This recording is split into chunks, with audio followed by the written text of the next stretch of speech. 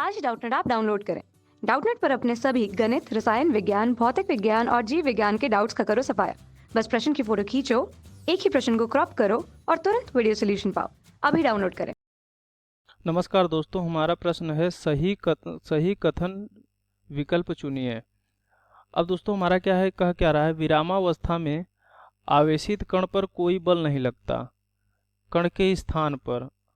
ये हमारा है दोस्तों, वैद्युत क्षेत्र शून्य होना चाहिए, चुंबकीय क्षेत्र शून्य होना चाहिए, वैद्युत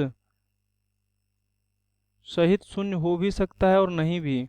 और चौथा है हमारा दोस्तों, चुंबकीय क्षेत्र शून्य हो भी सकता है और नहीं भी। तो आइए दोस्तों हम देखते हैं। अब मान लीजिए दोस्तों ये हमारा कोई आवेशित कण है, इसको मान लेते हैं हम Q है, इसका आवेश है Q नॉट है।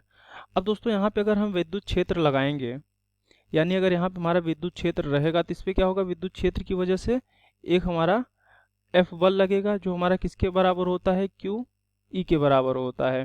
यानी दोस्तों अगर विद्युत क्षेत्र है हमारा तो इस आवेश पे बल लगना जरूरी है। तो दोस्तों पहला वाला तो हमारा सही है कि वैद्युत क्षेत्र शून्य होना चाहिए, यानी अगर वैद्युत क्षेत्र होगा तो बल लगेगा, अगर हमें बल नहीं लगाना है तो हमारी वैद्युत क्षेत्र क्या होनी चाहिए, शून्य होना चाहिए। तो ये तो हमारा सही है दोस्तों। अब भी हमारा ऑप्शन है दोस्तों, चुंबकीय क्षेत्र शून्य होना चाहिए।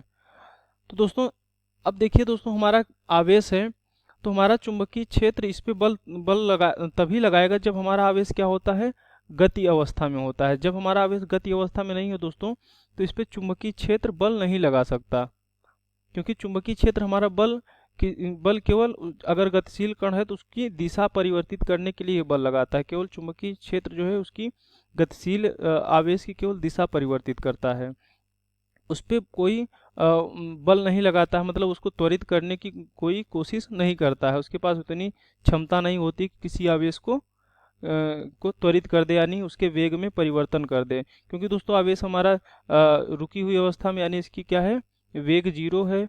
तो वेग जीरो है तो दोस्तों ये हमारा क्या है, चुंबकीय क्षेत्र इसको त्वरित नहीं कर सकता, यानी इसके वेग में परिवर्तन नहीं कर सकता। तो दोस्तों अगर चुंबकीय क्षेत्र होगा तब भी इस पे बल नहीं लगेगा, क्योंकि ये रुकी हुई अवस्था में है। और चुंबकीय क्षेत्र नहीं होगा तब तो मान लीजिए चुंबकीय क्षेत्र द्वारा बल इस पे लगेगा ही नहीं। तो दोस्तों इसमें हमारा ऑप्शन और कौन सा सही होगा, तो ऑप्शन हमारा बी, चुंबकीय क्षेत्र शून्य होना चाहिए। ऐसा सही नहीं है दोस्तों, क्योंकि शून्य होगा तब भी इस पे बल नहीं लगेगा और होगा तब भी बल नहीं लगेगा। सी हमारा क्या कह रहा है दोस्तों, वैद्युत सहित शून्य होना चाहिए। नहीं, हाँ दोस्तों वैद्युत क्षेत्र शून्य होना चाहिए, लेकिन इसमें लिखा वैद्युत सहित शून्य हो भी सकता और नहीं, ऐसा नहीं है। वैद्युत क्षेत्र हमारा हमेशा शून्य होना चाहिए, अगर शून्य नहीं होगा तो इस पे बल लग जाएगा। अब दोस्तों हमारा डी क्या है, तो ये भी हमारा सही नहीं है। डी हमारा क्या है, चुंबकीय क्षेत्र शून्य हो भी सकता है और नहीं भी। तो हाँ दोस्तों, विद्युत क्षेत्र चुंबकीय क्षेत्र शून्य हो भी सकता है और नहीं भी, होना ना होना इस पे कोई प्रभाव नहीं डालता, क्योंकि हमारा आवेश क्या है, रुकी हुई अवस्था में है।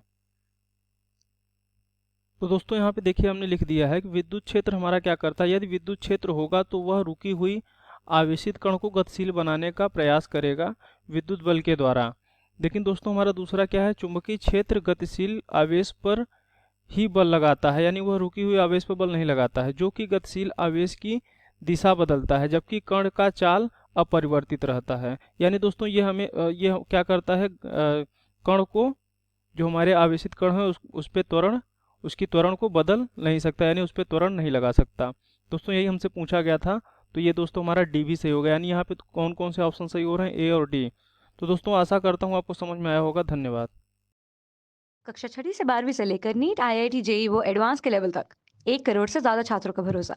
आज ही डाउनलोड करें डाउटनेट ऐप या व्हाट्सएप करें अपने सारे डाउट्स 8400 400 400 पर।